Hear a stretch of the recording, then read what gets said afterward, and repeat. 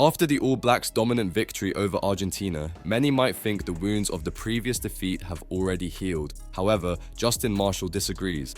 For him, this victory doesn't absolve New Zealand's players and coaches of responsibility for the shocking loss to Los Pumas in Wellington. The All Blacks, under Scott Robertson's command, suffered their first loss when they went down 38-30 to Argentina. And although they responded with a convincing 42-10 win the following week, Marshall believes that the damage has already been done.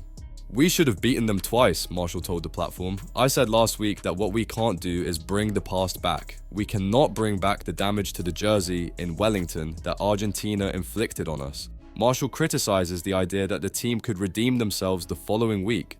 The fact that they were saying, "Hey, the good thing about rugby is that we've got another week," that's not relevant. What was relevant was the now, and they failed in the now. He was even more emphatic, saying there shouldn't have been a need for a response. There shouldn't be that necessity. There shouldn't be, "Oh, we can put it right next week."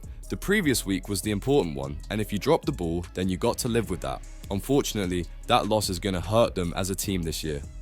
The All Blacks' journey under Robertson started well, with victories over England and Fiji, but the loss to Argentina has complicated their situation in the Rugby Championship.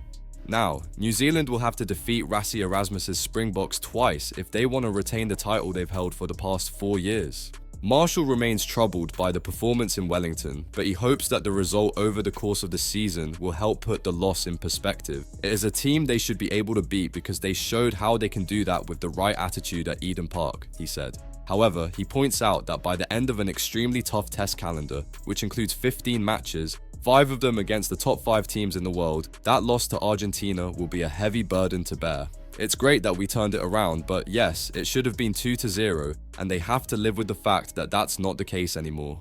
Marshall concludes his thoughts with a message of hope, but with a touch of reality.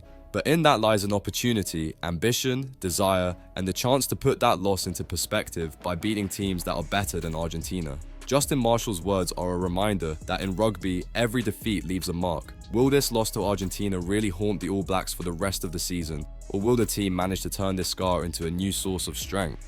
The All Blacks story is still being written, and we'll be here to follow every chapter.